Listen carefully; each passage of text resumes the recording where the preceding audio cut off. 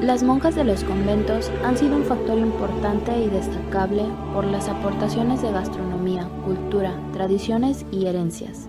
Esto de acuerdo a la vida y necesidades cotidianas que presentaban. Sin embargo, a las monjas no se les reconoce hoy en día las diferentes contribuciones que aportaron a la cocina. Olor y sabor del claustro. La vida novohispana fue amalgamándose con las aportaciones de las diferentes culturas nativas, aunadas a las tradiciones y gustos y herencias. Se sumaron diferentes culturas al México virreinal, se enriqueció con la milenaria cultura asiática a través de sus especies, arte en marfil, que dieron particularidad interpretación al mundo católico virreinal. El baje cultural de ambos mundos, el europeo y el de las culturas indígenas, es lo que se identifica como pluralidad de tonos, olores, sabores y manifestaciones.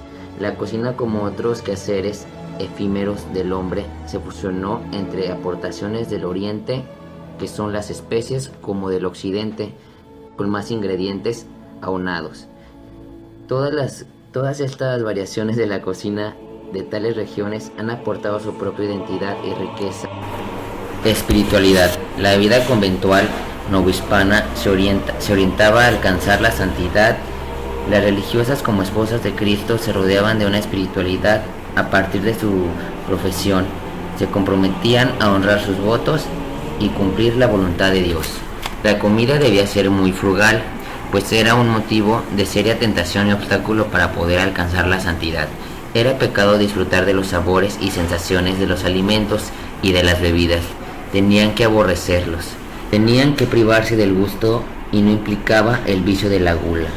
Anticipar el tiempo de comer, solicitar manjares exquisitos y excederse en la comida era pecado. Ejercer el arte de la cocina en algunas monjas suscitaba ciertas dudas de conciencia. Los monasterios de monjas eran espacios muy aglutinados a la realidad novohispana. La población iba a sus conventos a nutrirse de muy diversas maneras, en los que había sermón, misa y visita de los benefactores. La cocina de las Jerónimas. La Orden de San Jerónimo se fundó en Nueva España en 1585 en honor a Juana Inés de la Cruz. Dicha orden resplandeció como ejemplo de vida monástica muy elocuente. Uno de los casos más importantes y patentes de tal apego fue el de María Inés de los Dolores, quien padecía el horror del alimento, por serle casi imposible tomarlo, por haberle sobrevenido penosas llagas de la boca y la garganta, lo cual le hacía imposible alimentarse. La monja, en este caso, solamente se alimentaba de atole. El fogón Santa Teresa. En Puebla, el convento de San José sigue siendo uno de los poquísimos monasterios que desde su fundación opera como convento. Fue objeto de una de las más amplias crónicas de las Madres Carmelitas en América. En los siglos XVI y XVII, la vida comunitaria era en estricta observancia. Por tanto, el trabajo de la cocina lo ejecutaban las hermanas cocineras. Se trataba de religiosas de velo blanco y nunca una monja profesa. La madre Luisa de San Nicolás, por recato y obediencia, aprendió a comer moluscos. Realizaban ayunos de pan y agua usando acíbar y ceniza. El mejor plato era un bocado al Santo Ángel de la Guarda. Eran huevos con limones y sal. Casi todos sus platos, jarras y vasos procedían de Asia, pues era porcelana del Oriente, que era muy... Caldos sanadores. Se decía que las aves de corral eran parte importante de la cocina cuidada por las monjas. El caldo de gallina era uno de los más recomendables para suministrarse a las enfermas. Existía un espacio al que los religiosos llamaban de recreación, el cual era un tiempo que se daba en las grandes fiestas, en donde en una ocasión las monjas comenzaron a mencionar lo que les gustaría comer. Entre esas cosas estaban uvas, tortillas calientes, peras en almíbar, chilaquiles que se preparaban con tortillas de maíz y chile, y cada una de ellas fue recibiendo aquello que deseó comer. Esto deja en evidencia que también los platillos anhelados por las monjas se preparaban en el convento.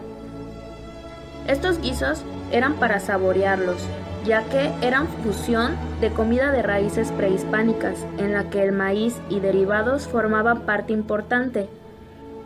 Juana Esperanza de San Alberto fue la primera monja negra a la que entre guerrillas de santas embelescos del alma. La Madre Sebastiana Josefa de la Santísima Trinidad nació en la Ciudad de México, cabeza del mundo indio. Su deseo de ser monja la llevó al convento de Corpus Christi, aunque en él había un conflicto con recibir a monjas blancas, y esto la llevó con el tiempo a cambiarse con las monjas del Clarisa de San Juan de Penitencia, donde adoptó el ayuno para poder llegar a la santidad. Ella dejó de comer, ofreciendo a los enfermos sus alimentos y comiendo parte de ellos en estado de descomposición. Poco después, solo comía semitas, pan hecho a base de salvado grueso, cuyo invento se le atribuye. También, gracias a la abundancia de camarón, se le ocurrió a esta monja y las sobras de pan duro y huevo para formar una torta y añadírselas a los romeritos. Y aún teniendo limitaciones religiosas, las monjas lograron crear recetas importantes adaptadas a sus necesidades, dando como origen recetas y alimentos que hoy en día dan un plus a la cocina mexicana, tales como el atole, la sopa de miga, el pan de semita, entre otros. Podemos aprender de esto que de lo simple pueden surgir grandes creaciones, sin pensarlo tanto, simplemente tener un motivo. En el caso de las monjas siempre fue su devoción. En el caso de cada uno de nosotros, lo que debe movernos es la sensación de poder hacer feliz a alguien al probar nuestras preparaciones y transportar al comensal a etapas memorables de su vida.